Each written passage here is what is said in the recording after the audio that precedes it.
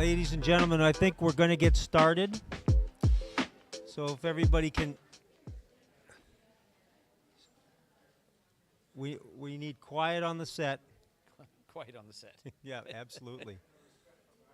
Yeah, okay, you're a little late. Yeah. Now that you're here, I guess we can start, All right, right? Bruce is here. Let's get started now. Okay, thank you. Yeah. All right, ladies and gentlemen, we're going to start now.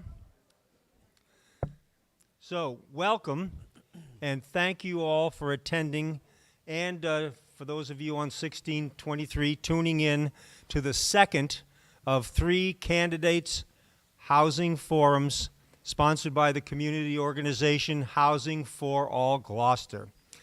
And before we get started, I also want to thank 1623 Studios for broadcasting and taping this, and Gloucester Stage Company for being a gracious host for these 3 forums.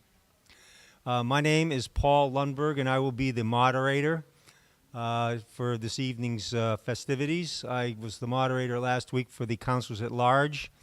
In addition to my business career in railroad operations, I was 6 years on the Gloucester Planning Board and 6 years on the Gloucester City Council, my last term as the president of the City Council, which both of those experiences is a great way to learn about housing and zoning, because that's how it all works. Tonight's forums and all the forums are the creation of this wonderful new civic group, Housing4All Gloucester. Their mission statement is as follows. They are a community organization focused on solutions to increase fair, affordable, and environmentally sustainable housing.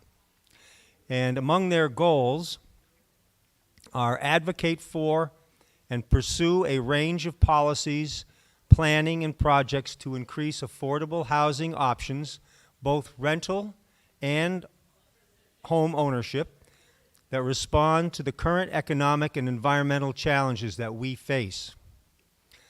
So as a premise for these forums, we've kind of put together a couple of sentences that describe the premise. And that premise is both a community and a campaign issue.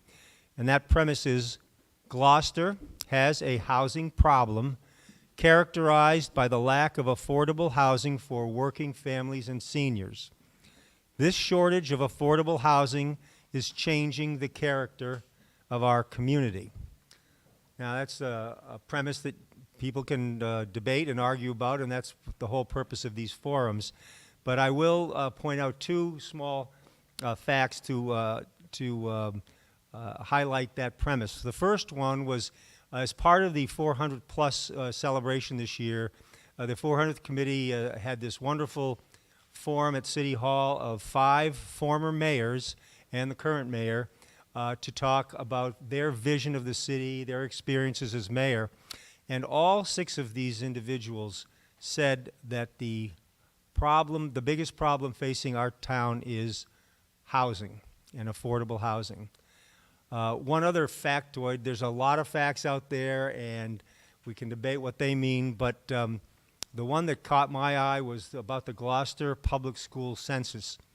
So in the year 2000, we had 30,000 people in Gloucester and 4,000 students in Gloucester Public Schools.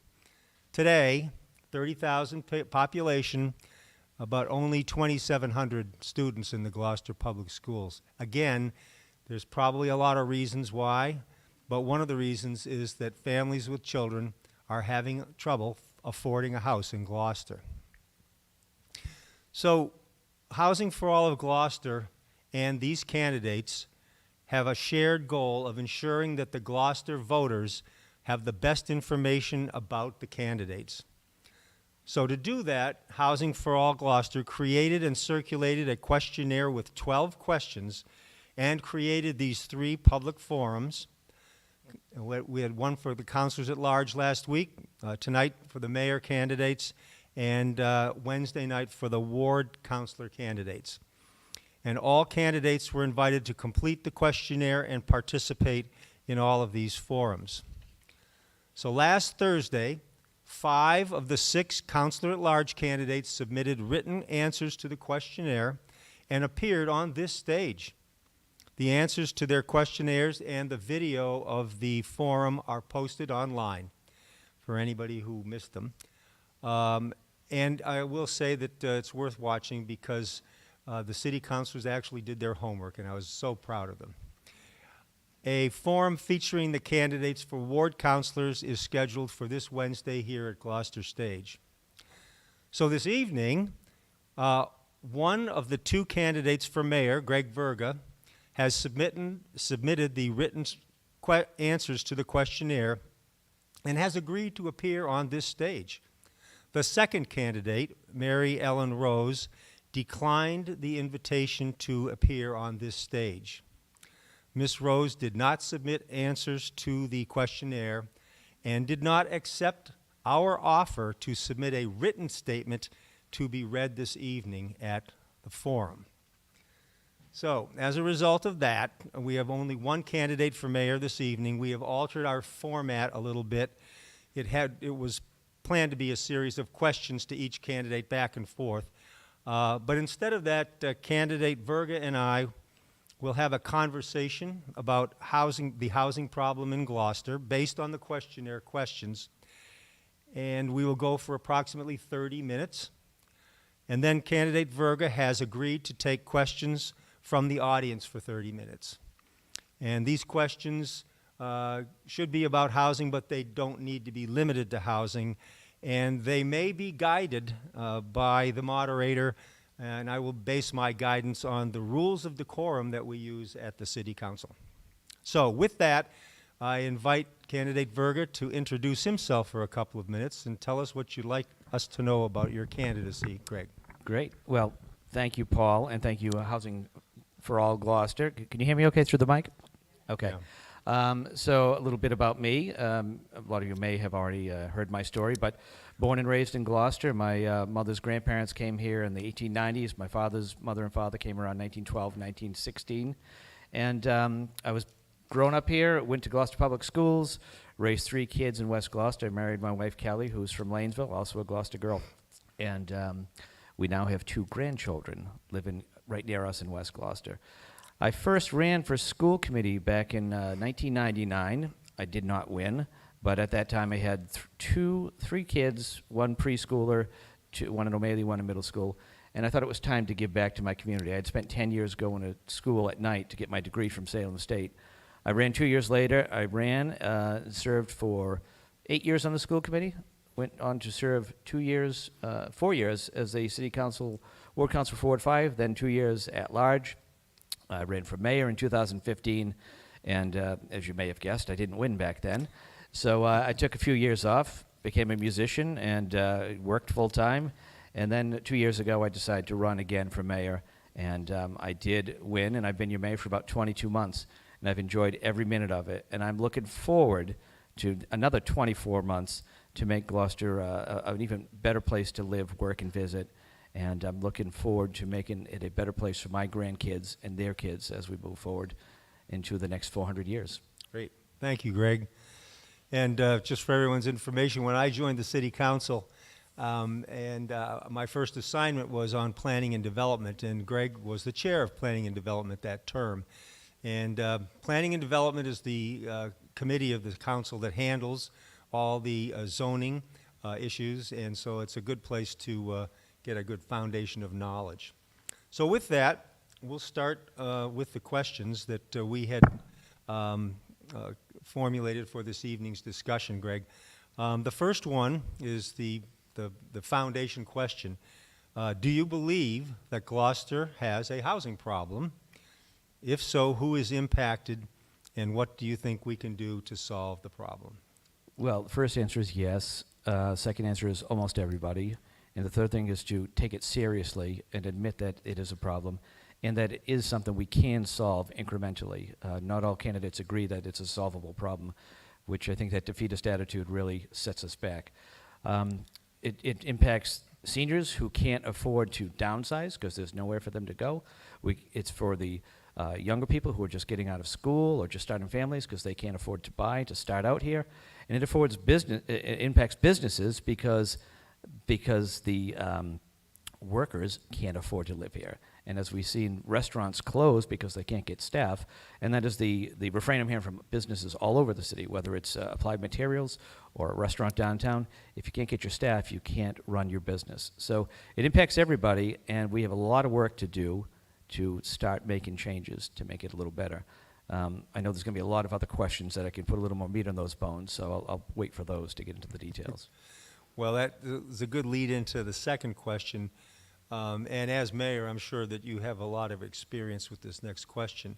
So when you speak to your constituents about the housing problem and housing costs, what conclusions do you draw from those conversations? What are people saying to you as the mayor about what's the problem for the individuals? Well, that's sort of expanding on what I just said, that a lot of people are worried about their kids, that they can't afford to stay in Gloucester.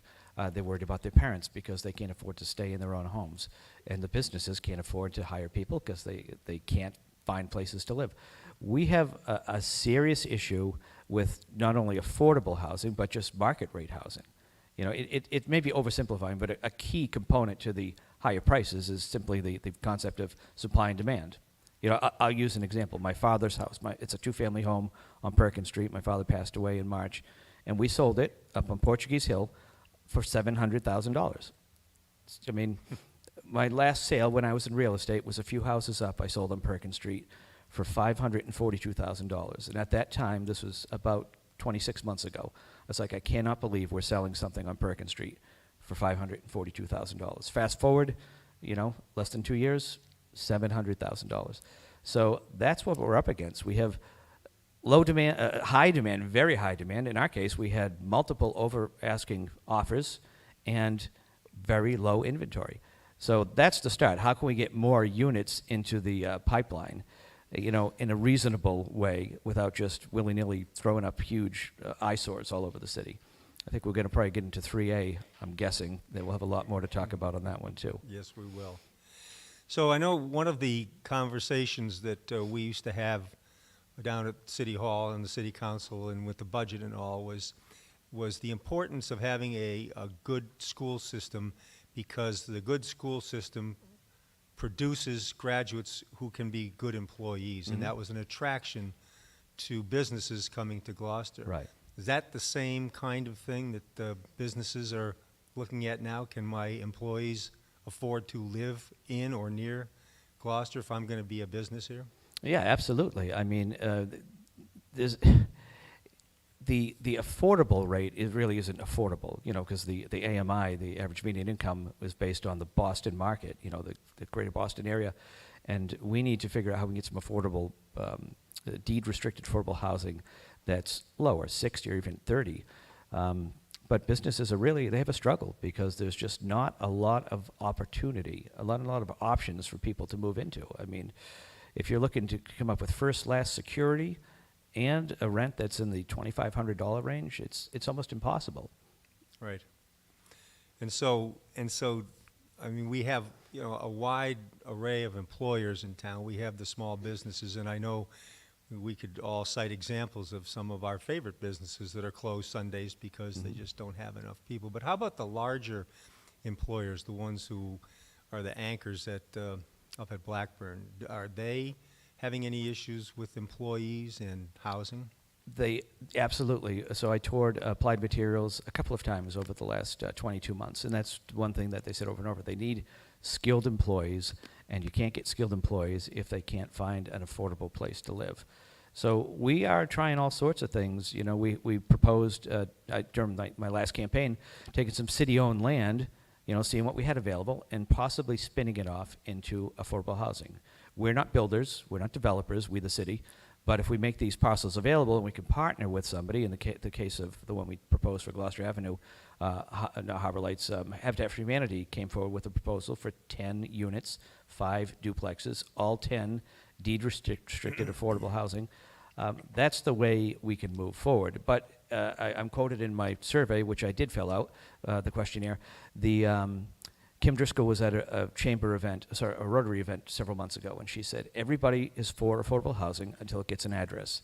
So that is probably one of the biggest hurdles we have, is how can we create affordable housing that fits the character of the neighborhood? Because that's one of the criteria I had when I asked our community development department to come up with some locations, is I'm not looking to build halyards in somebody's neighborhood. I mean, I think halyard works where it is, but you can't necessarily go to street X in Gloucester where there's colonials, then stick these 7-story buildings up.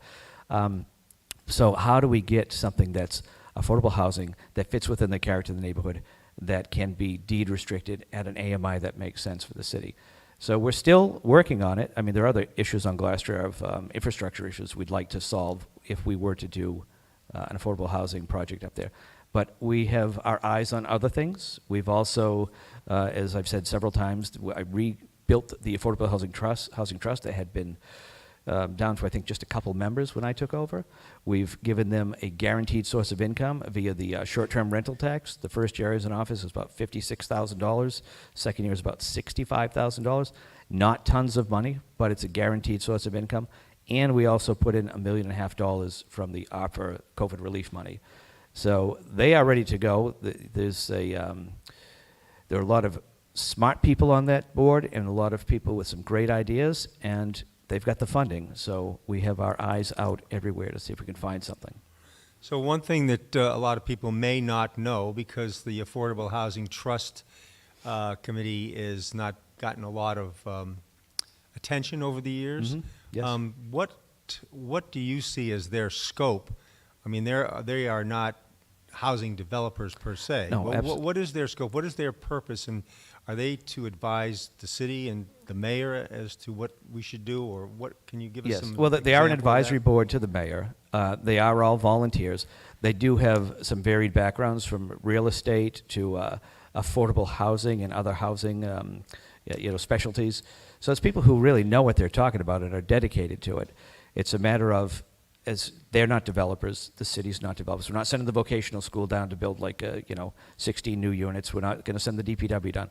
But the secret is to partner with, it's not a secret, it's a well-known fact, to partner with organizations like Habitat for Humanity or Harbor Lights or others, and provide the resources from the city, provide the location possibly through city land, and let them put their expertise to building it and managing it. Because that's the other thing, we're not going to be landlords either. Right. So if some of the organizations that you mentioned, like Harbor Light Community Development and Habitat for Humanity, when they come to look at doing a project in town, they would be interfacing with, among other people, the Housing Trust as well as the Community Development Department? Yes, actually, so I saw Andrew DeFranza the other day at the Gloucester 400 Plus Gala. Gloucester 400 is still going on for a few more months, folks, so check out their webpage. And I mentioned to him, because I know they have a project in mind, and I says, give me a call, because we want to hook you up with the Affordable Housing Trust to see where our ideas align. Mm-hmm. But as I said, they've got the expertise, and that's what we want to do, is put our resources behind their expertise to make things happen. Right. So when we are thinking about affordable housing and all of these things we just talked about in a big global aspect, we have barriers in our community to creating affordable housing. And so what kind of tools are available to cities and towns? I know I always enjoyed that quote that you attribute to Mayor Driscoll, or Lieutenant Governor Driscoll, about when he gets to have an address to it, it becomes somewhat different in people's views. But the kind of tools like deed restrictions or incentives we do have in our zoning, for instance, that developments require a certain number of affordable units depending on the size of the development. Right. Those kind of tools. Are there tools like that we should be thinking about and developing? Yeah, well, let's start with barriers, because I think one of the biggest barriers, as I mentioned, is the neighborhood opposition. So it's like we need to get in there early, not there with, here's our final plans, here's what we're doing, folks, then have it shot down. It's like, get in there on the ground floor and say, here's what we're thinking, how can we make it work for you in the design process too. So like I said, it's not square pegs going in round holes. It's something that fits within the neighborhood. As far as the tools go, one thing we're actually doing, as I mentioned, the AMI, we're stuck in the Greater Boston numbers, which are really inflated for what our actual income is. So Tony Gross, the city councilor at large, he put the bug in my ear. He had reached out to Congressman Seth Moulton's office and talked to see if there's a way about getting us out of that. I guess Framingham or Fitchburg, I can't think of which city it was, city or town, they were able to sort of separate from that number. And so we actually have a Zoom meeting set up next week with Seth Moulton and members from HUD to see if we can possibly head down that road. Some of the other tools, as I mentioned, was having some funding in the Affordable Housing Trust, which has not really had a lot for many years, and just having a ready, willing, and able community development department that's ready to help move along these projects. And I think one of the other barriers, too, is, I guess, a misunderstanding of what affordable housing is. I mean, people instantly go to government subsidized housing, which has an absolute need and should not be looked down upon. But affordable housing is for housing for our firefighters, teachers, policemen, people who make a decent wage. I mean, I believe the number for a family of four is somewhere in the high 60s to $70,000 a year.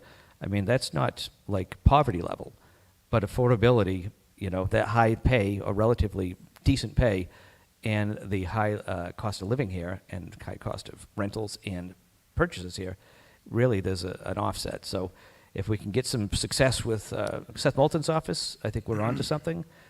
No guarantees there, but I think the outreach is the first step to trying to get somewhere on it. Yeah. So you mentioned something a couple of times in that last answer that's something that we dealt with for years, which is the neighborhood character. And our zoning, a couple of places in our zoning ordinance now requires when the city council or the zoning board of appeals is looking at a variance, they have to take into account the neighborhood character. Right. There's other parts that say, you get to take into account if the views are being blocked, et cetera. There's a lot of subjective parts of this, and I think that's one of the things you touched on with the reaction to zoning changes. People get very emotional about that. Well, it's an emotional subject, so understandably so. The housing production plan, which was started in 2017, released in 2017, and expired in June 2022, is what this current city council took up in the early spring of 2022 after they took office. And what started by, I think it was coincidence, but it led to conspiracy theories. So the housing production plan came up with these ideas of how we could do some modifications to our zoning that should help with production. And you mentioned the numbers in the schools. It's because we have an aging population. So it's not necessarily we've had 1,300 students choice out. That's not the case at all. I mean, we do have an issue without school choice out, but we have an aging population, less school-age kids living here. So we're going forward with the zoning changes that were suggested, and then in the meantime, the MBTA TOD sort of comes over the wire, and so people were like, oh, we're just doing this because of the MBTA zoning. And I wish that the council had taken up not taken up the ones that were very related to the TOD, but they did, and a lot of them got shot down. Fast forward, here we are again, and the 3A, which has been super controversial. I'm not a super fan of it, and I don't think one size fits all. However, it is a law. We've got some people running for different offices out there who say they're just going to say no and not comply. We are currently in interim compliance. We had to do that by the end of last calendar year. By virtue of me filling out an online form, we're in interim compliance. So those who keep saying it's an option are sadly mistaken. The Attorney General, Andrea Campbell, made very clear in a memo she released, I believe, in March or April of this year, that this is not optional. You cannot opt out. When you're looking at a law that's like a paragraph long and it uses words like shall, must, will, it takes away a lot of the ambiguity of whether this is optional. And she made it very clear in her memo that originally it was 3 grant opportunities we may not qualify for. Her memo now has it up to 13. That was in March. I don't know what it's at today. And that we, the city, could be liable for civil fair housing lawsuits if we don't comply. And to be a little more specific, there was one community that has decided not to get into interim compliance, and they are currently being sued. There were 5 communities that didn't get into interim compliance in the first pass at this early in 2022, they had a 10% cut to their housing authorities. This is real. This is not a joke. Our housing authority, David Holden, who's currently in charge of the Gloucester Housing Authority, forwarded an email to me he received earlier in the spring, basically saying if your city doesn't comply, you are potentially going to see a hit to your budget. I was at a Mass Municipal Association meeting with mayors down in Everett about 2 or 3 weeks ago. Governor Healy was there, and during her Q&A, I asked her about this very issue, and I says, I think you, the government, the administration, need to do work on your messaging, because this is the issue we're having. And when I was talking to the other mayors, they're in a similar situation where there's this disbelief that it's real. And I says, you need to also throw a few more carrots and a lot less sticks if you want this to work. But we have to comply by the end of this fiscal year, this calendar year, 2024, January 31st, December 31st, 2024, we have to be in full compliance.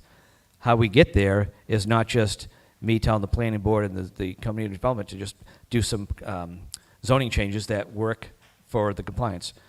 I've wrapped this into basically our new master plan.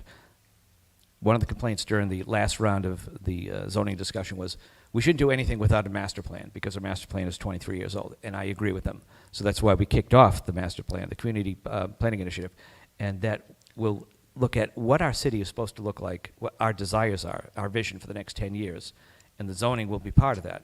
So we can sort of overlap what the zoning suggestions are with what the desires are, and hopefully that's what's compliant with the state. But some of the silly ones that when we talked about the zoning from the last go-around, in certain zones downtown, if you own a piece of land, you can buy right, build a two-family home. If you have a single-family home and you tear it down, you can buy right, build a two-family home. If you have a single-family home, you need a special permit to build a second unit.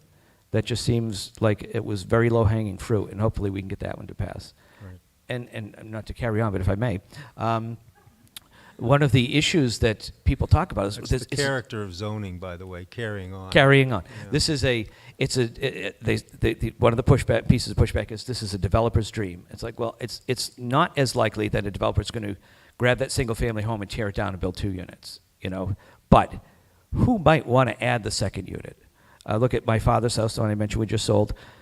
My sister had a toddler, and she became a widow. My father built, not him, he couldn't pound a nail. He hired a contractor to build a second unit on his house. And the vision was she'll live there until she's ready to move on, and then it becomes rental income for him and my mother as they go into their golden years. And that's exactly what it became. So it's more likely that the homeowner looking for a place for their older child or a younger family looking to find a place for their senior parents, they'll want to build that second unit. Not necessarily the developer looking to spin off 2 condominiums for $800,000 a piece. Yeah. One thing that perhaps would be helpful to the voters and to all of the citizens, when we've talked a lot about the MBTA transportation-oriented district requirement that the state has given us, just what does the state asking us to do? Can you give us that in a couple of words? Well, it's basically, a lot of it comes down to by right zoning. And just to clarify, because there's a misconception out there, the MBTA, I know you're a trained guy, so don't get offended. The MBTA is in a bit of disarray, and their efficiency isn't what it could be. And so people say, why would we want to do zoning for MBTA when they can't even run the trains? Well, it's just the name. The MBTA has nothing to do with the zoning. Right. It's just, what do you call it? MBTA communities. We're one of 175, I believe it is. Mm-hmm. And because we have communities that have train service, subway service, or bus service, fall into that category. And all 175 of us are required to comply with 3A. So it's basically to create more housing. The governor has made it very clear. I think we're about 200,000 units behind right now. The numbers do work out to be, if all the zoning went in place to meet 3A, could result in 2,270 units. It is a mandate to zone. It is not a mandate to build. I had one city councilor argue with me that the state's going to make us build on Burnham's Field. That is complete baloney. There's nothing out there that says we have to build on Burnham's Field. I don't think the state is looking us to take open space that's protected and make housing. They want us to have the zoning in place. As I said, Do I think it's a great idea? Not necessarily. Do I think one size fits all? Absolutely not. Are we going to get in compliance? As long as I'm the mayor, yes, we are. Right. And so the goal of the state is to have cities and towns that have service from the MBTA increase the density around the stations, theoretically, so people will Theoretically, use yes. public transportation as part of their life. And that's what Well, and if you look at over the last few years, I think in the last census, I think we lost one congressperson because of our decrease in population. So I think the state's looking at it that way. We are losing population. We're not just looking at Gloucester here. We're looking at the whole 351 communities. The state is losing population to our neighbors. And there are Right. many reasons why, but one of them is the high cost of housing because of a lack of housing. Yeah. So you mentioned not wanting to do any significant zoning changes without updating the master plan. And you have commenced a process where the master plan will be updated. What specifically are you thinking this updating of the master plan can do to help with zoning? Well, one of the main things to take into consideration for the now 23-year-old master plan is just think about where we were technologically 23 years ago. You know, we were still using VHS tapes, rented VHS tapes. DVDs were just coming out. Cell phones were a lot bigger and not smart. You know, there was no high-definition TV. There were just so many things that 23 years ago we don't deal with today. So just by virtue of that small tidbit of information, it is time for an update. We have a very different city today, and we'll have a very different city tomorrow. But the idea is to bring people together. I'm sure you were involved in Plan 2000 and how they went. In my case, I went as a resident to West Parish School, where former Councilor Christine Rasmussen was the facilitator there. And that's what they did. They went around to all the schools and all the other buildings, public buildings and others, to get input. And I'm not talking about input from dozens or even hundreds. We need input from thousands of people. We have roughly 29,600 or so people in the city. And we can't come up with a master plan that was put together by input from, 125 people. So keep your eyes open. This is going to be big news and a big job for all of us. It's going to take all of us to work on this to make sure that our vision is really our vision. And the thing is to not just create a multi-page document to stick on a shelf and ignore for 23 years. And I'm not necessarily saying that's what happened with the Plan 2000, but we have to make sure that whatever we come up with, we start to put into place on a strategic timeline to make sure we have that incremental improvement for our city. We don't want to be surprised when government comes down with the next bright idea. We want to be ahead of the game. Right, but with this transit-oriented district that we're supposed to create by the end of 2024, and it's a mandate. Correct. It's a zoning mandate. What will the master plan help us? How will that help us make that zoning change? What will it inform us? Well, I think that's going to be part of the discussions as we go around, because I don't have the answer at this moment. I mean, if I did, I would have just typed up a bunch of zoning amendments and passed them on to the council. But it's not me. It's the big chunk of the 29,600 or so people. So as we go around, we talk about to the people about what do you envision for Gloucester, and then we'll be able to formulate how zoning fits into that. Because as I said, they have to be two sides of the same coin, because it can't just be, well, here's these zoning things that we know are compliant, and here's the vision of the city. And because if they're sort of like two magnets that are just repelling each other, I think we're just looking for trouble. So again, it's not for me to decide here or even over the next few months. It's for us collectively to decide. And then as we move forward with the process through the planning board and ultimately the next city council, people will have another bite at the apple to say their piece about what's being proposed. Yeah. And do you see any positives coming from this requirement that we rezone around the train stations? Things that could really help the city in terms of our character and these problems that we've identified for housing? Well, I think the big thing as far as our character goes, we have to make sure that whatever we do doesn't destroy our character. And I think that's part of some of the opposition just go right to that it's going to destroy our character. Well, anything can destroy your character if you're not paying attention and setting some strict guidelines of what your expectations are. If it creates more housing opportunities without creating eyesores every 5 feet, that is a plus for the city. I want my daughter lives in Salem now. She'd like to move back to Gloucester. She makes decent money. but there's not a lot for her to choose from. There are people here who are moving out. They're living in mom's basement or still in their childhood bedroom, and they're going to rent their first apartment in some other town, and they'll be contributing to those communities and not ours. So, and it does bring new people, and I know some people talk about the generational roots and how that's so important. It is. But the newcomers, my grandparents were newcomers.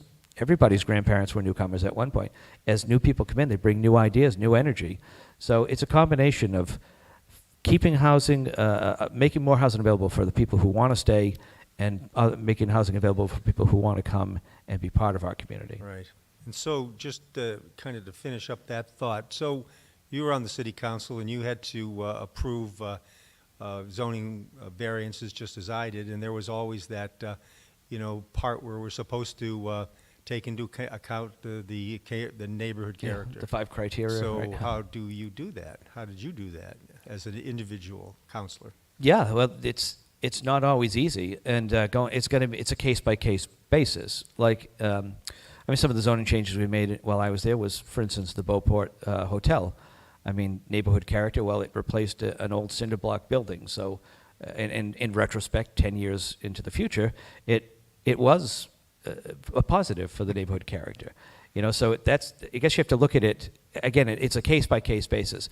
If we're talking about somebody who wants to put, a 5-story Halyard-like building in the middle of Chestnut Street, maybe that doesn't necessarily fit the neighborhood character.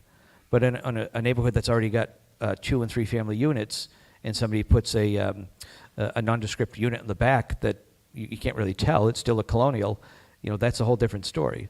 So again, it's a case-by-case basis, which will be up to the planning, zoning, and the city council. But as far as what we put forward with suggested zoning changes, that's going to be one of the things I'm concerned about, is making sure the character of our city remains. Yeah. So one of the things that derailed the 2-family conversion. Not the best word for MBTA zoning. No, but that's okay. Yeah. Everybody gets the point. They understand what I'm talking about. So that was the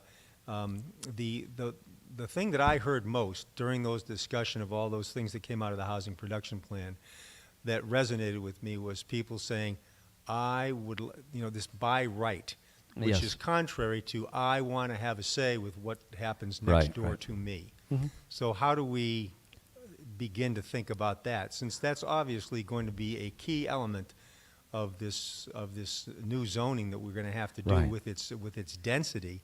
How do we give the residents some say, but still have by right happen? Right. I think that it's not as simple as by right, you just go pull a building permit and build it. Because a lot of especially downtown, a lot of the lots are legal non-conforming. So they still would have to go through zoning to get relief, whether it's setbacks or height or whatever else it is. So there is still that opportunity. Again, that's why I still don't think a one-size-fits-all is necessarily the best thing for us or the Commonwealth as a whole. But there are still those guardrails in place. Okay. So we promised this audience that we would take some questions. Sure. And so we will do that now. We have 20 minutes left in our hour. So maybe if Ryan could raise the house lights a little bit. And Deanna, do you want to take the microphone? We have a microphone, and Deanna will take that microphone and take it to the gentleman whose hand is raised right there. Dan, I think the mic is turned off.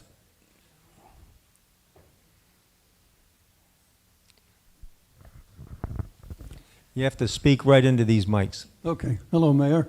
Hello. Not necessarily a housing question, but what do you think your major accomplishments have been over the last 2 years, and what do you hope to achieve going forward if you're reelected? Okay, well, first of all, it's only 22 months, but just to put a little, cherry on top. But I think we've accomplished quite a lot, and I say I always used to sort of chuckle to myself when politicians would say, "We did this," but it is we. It's a team effort. It's not just me. It's my staff in my office. It's the managers, the middle managers, and every person down the line. Things like completing the Magnolia Pier that had just been sitting in limbo, moving along with the new softball field at Green Street Playground. That's been a big one.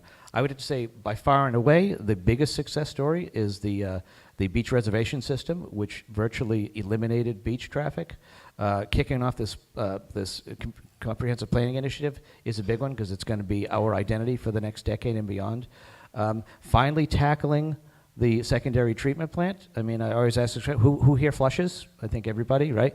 Not an exciting or sexy subject to talk about, but anybody who saw Paul alluded to the Mayor's Forum, everyone at the panel from Bill Squillis right through to Svathia talked about the things that they inherited from before them, and Bill started off by mentioning kicking the can down the road.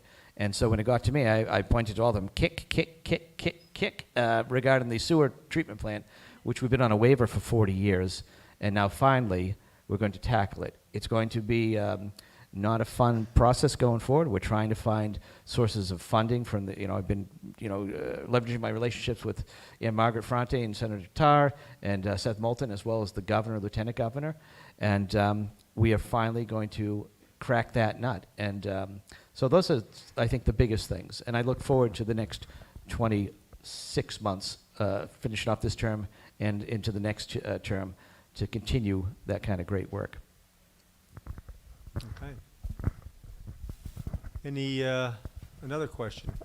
Yeah, ahead. hello, Mayor. Hi. This is just a question in general. You talked about the MBTA developments that's going in and was it 2,200 or whatever units that hope that to might be developed. And I just wonder, so who is it for? I mean, I assume we all want Gloucester to be a working and living community, and not just vacation homes and sleeping community. So with these development, with this going on, is there any way assuring that this actually benefit people that live in Gloucester and works and live here, and not just going to have people moving in from outside and increasing? How do you see, how is this benefiting in our community for being a living and working community? Right. Well, if we're talking like onesie, twosie things, like somebody's put in a second unit or a third unit on the house, it goes on the market, it's sold to the highest bidder, and hopefully as there are more and more units, supply and demand brings the prices down. If you're talking bigger projects, like the Y project, the old Y project for affordable senior housing, there is a preference or a sort of a set aside for Gloucester residents. That's about it. I know that people talk about the influx of outsiders coming here. Our population has been pretty steady for nearly 100 years. Over here. Yes. Hi. I heard you talk a lot tonight about the city trying to find space to build affordable housing. And obviously we're an island and there isn't a ton of space. But I'm curious as to whether or not you have looked into the regulation of Airbnbs, because those short-term housing do detract a lot, from our ability to have long-term housing. And it's something that the city does not have to find space for. So if, there's 500 units that are short-term housing being used as Airbnbs, that's 500 units that we could have as long-term housing. Thanks. There was an attempt by Councilor Gross to do a ordinance that would regulate that, and it is a function of the city council, ordinances. I don't think he got too far. He got a lot of pushback, and he is still working on it. So hopefully in the next term, he will reintroduce something. But that's about it. It would be an ordinance to limit it. And I think the number is maybe higher than the 400 you said. So even though I mentioned earlier, we put the dedicated fee into the Affordable Housing Trust, as I mentioned, $65,000 this year, $56,000 the year before. That's still not a lot of money. So we're not getting a lot of bang for our buck out of it. In my opinion, it's a symbolic account. And that's the only answer I can offer is it would be a council ordinance. So just to follow up on that, when we're talking about this comprehensive planning process, isn't something like that a subject that would be a good subject to get people's feedback on? Do we as a city want to limit the ability of citizens to use their property for Airbnbs or put restrictions on them? Is that something that we want to do, or do we want to find out from our citizens? Is that what they want? Well, I think that nothing is off the table as far as what's up for discussion during the comprehensive planning initiative. So the short answer is yes, that can be part of it. So, and I would think that Tony would be gauging and following the process for the planning initiative as he develops a potential ordinance change. Sure. Do we have any other hands up?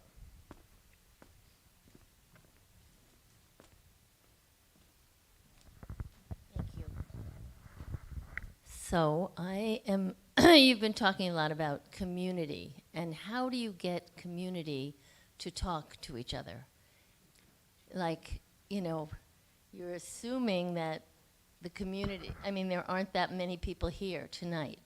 Gloucester needs to have more involvement in our city, and the people need to come out. So what are you going to do to get us out? All right, specifically to the community planning initiative, I think that's probably the big enchilada, that one. And the outreach leading up to the kickoff on, I think it was September 9th, was pretty extensive. And we will continue. We have partners like 1623. We have Joey C's Good Morning Gloucester. It's got, I think, 85,000 followers. So we're doing the outreach, and obviously the Gloucester Daily Times, and as well as social media. And it's a matter of people sharing it. So we will be plugging this extensively because, as I said, I don't want to have this. We should just throw the plan away if in the end it's like 100 and something people that show up. This has got to be thousands of people that show up to give their ideas. So I hear you. It's difficult. You know, it's the old, you can lead a horse to water. I mean, we can put ads in the paper. We can give interviews. We can have press releases. But, you know, if it's just not coming through people's algorithm on their feed on Facebook.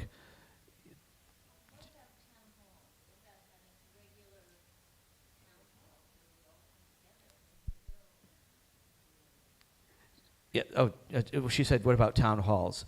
So that's a great idea. And that's one good thing is we have 9 city councilors, and that's for at least the 5 wards, something that could be happening regularly on a ward-based approach, and then the at-large councilors could do something on a citywide approach. So that's like 9 ambassadors that could help spread the word on any given topic on any given day.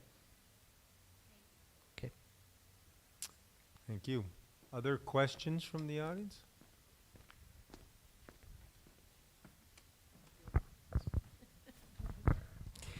Hi. I wonder, there's a lot of underutilized space in Gloucester. There are a lot of houses that aren't being used year-round, and I'm sure there are industrial and commercial spaces too that are open and underutilized.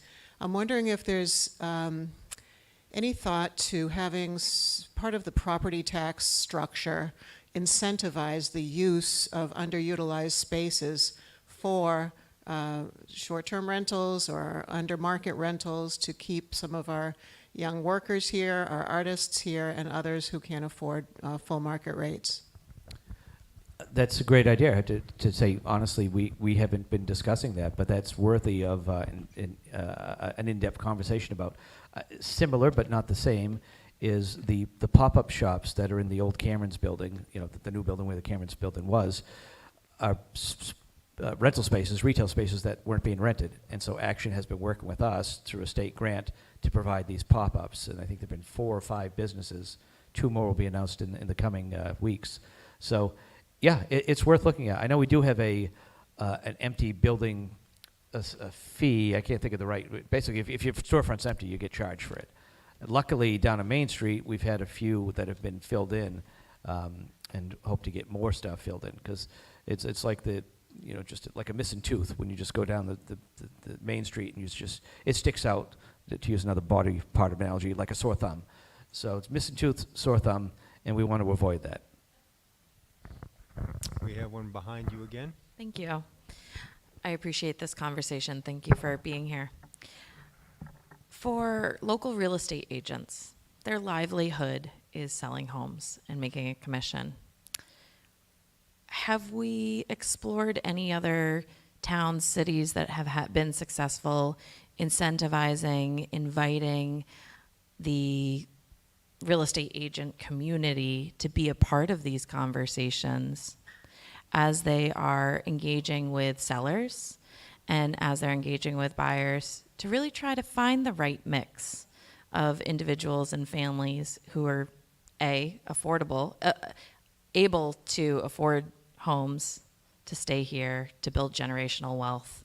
I'm just curious, like, I don't have an answer for it, and I'm curious if any other cities, towns, municipalities have explored ways to proactively engage them so that they're not disincentivized. Of course, they want to sell a home for the highest possible price per your father's home, for example. So I'm just wondering if we could get creative in exploring that as well. Well, I mean, one thing to keep in mind, a lot of our real estate agents are involved in lots of boards and commissions, so that they have a community outlook. And as a recovering real estate agent, I think it's important to defend them, because they get beat up a lot about they're just greedy. It's all greed. It's greed. But as I said, there's a lot of people who are on volunteer boards within the city, city government. There are people who are volunteering for all these nonprofits that are real estate agents, so they really care. And I'm sure that they'd be happy to look at some sort. I think we have at least a couple in the room. And maybe when we're offline, we could talk about the potential of putting together some kind of a ad hoc committee that could look into things like that. Anyone else? We have time for one more.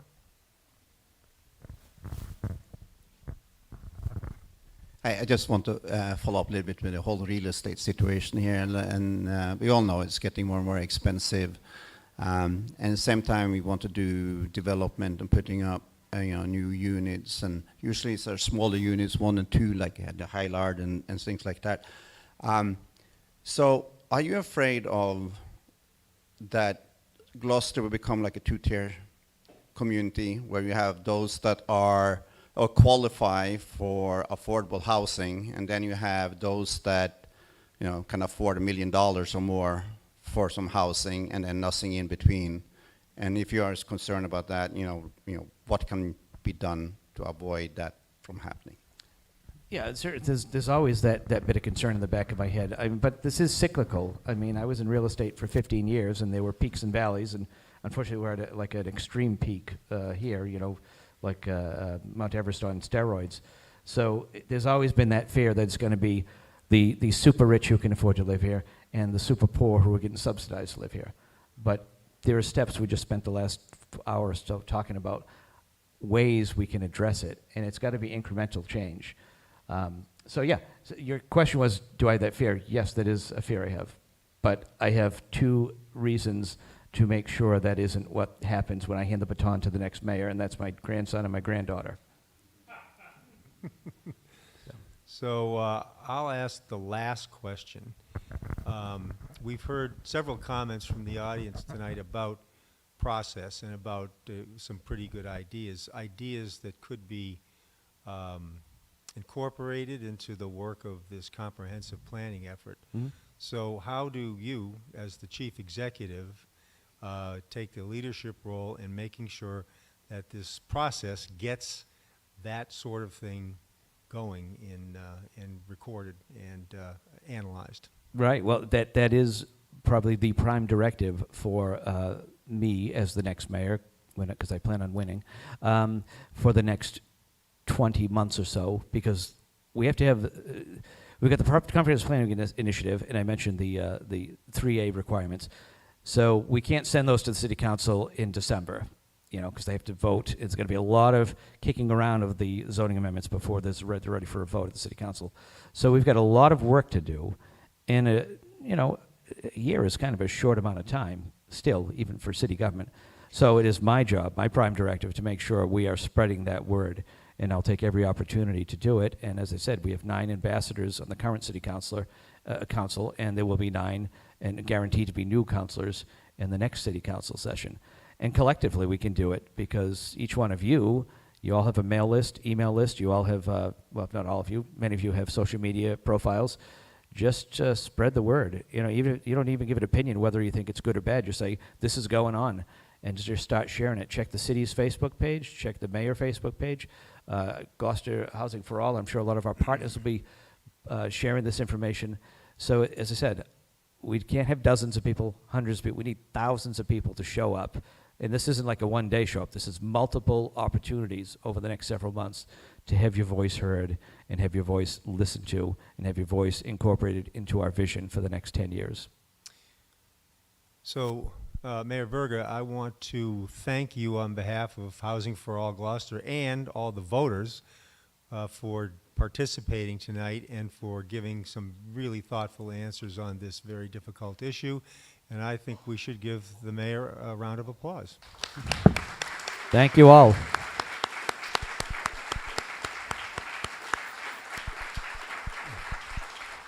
And as I said after we finished with the councilors at large, and being an old president of the city council, I'll entertain a motion to adjourn. I was saying I should have brought my guitar. It would have been very comfortable sitting right here. But Thank you all for Thank coming you. and watching.